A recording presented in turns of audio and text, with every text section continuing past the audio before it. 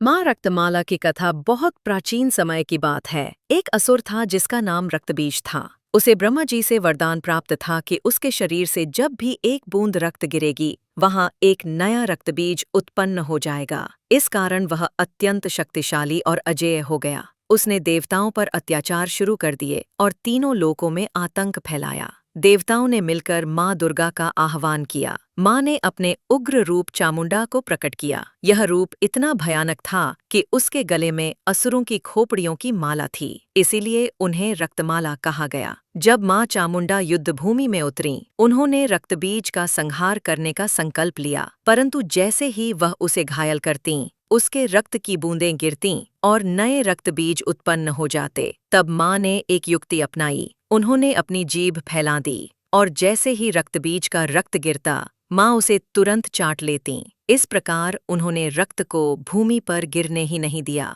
और सभी रक्तबीजों का अंत कर दिया।